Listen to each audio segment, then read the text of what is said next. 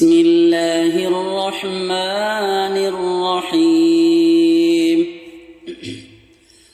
تبارك الذي جعل في السماء بروجا وجعل فيها سراجا وقمرا منيرا وهو الذي جعل الليل والنهار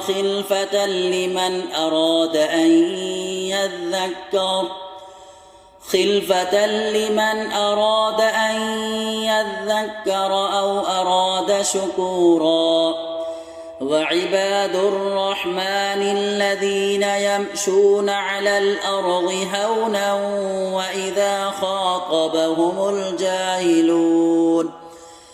وإذا خاطبهم الجاهلون قالوا سلاما والذين يبيتون لربهم سجدا وقياما والذين يقولون ربنا اصرف عنا عذاب جهنم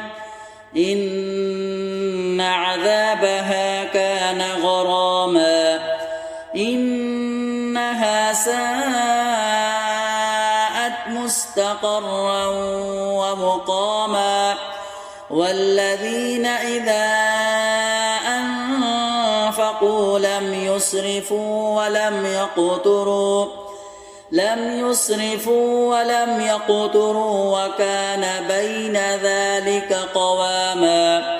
والذين لا يدعون مع الله إلها آخر ولا يقتلون النفس التي حرم الله إلا بالحق ولا يزنون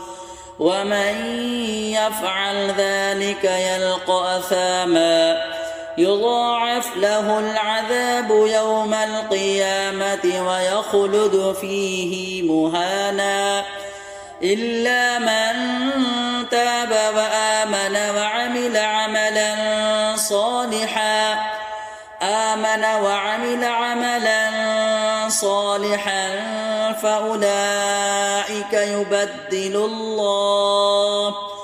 فأولئك يبدل الله سيئاتهم حسنات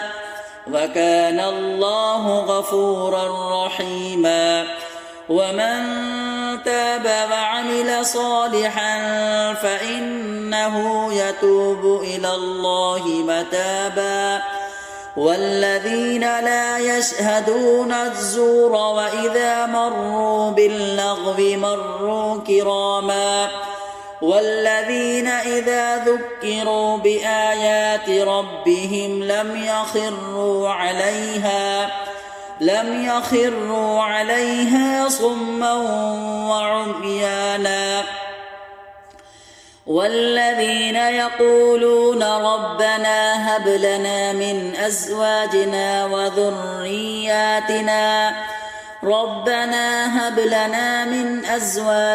وذرياتنا قرة أعين واجعلنا للمتقين إماما أولئك يجزون الغرفة بما صبروا ويلقون فيها تحية وسلاما خالدين فيها حسنت مستقرا ومقاما قل ما يعبأ بكم ربي لولا دعاؤكم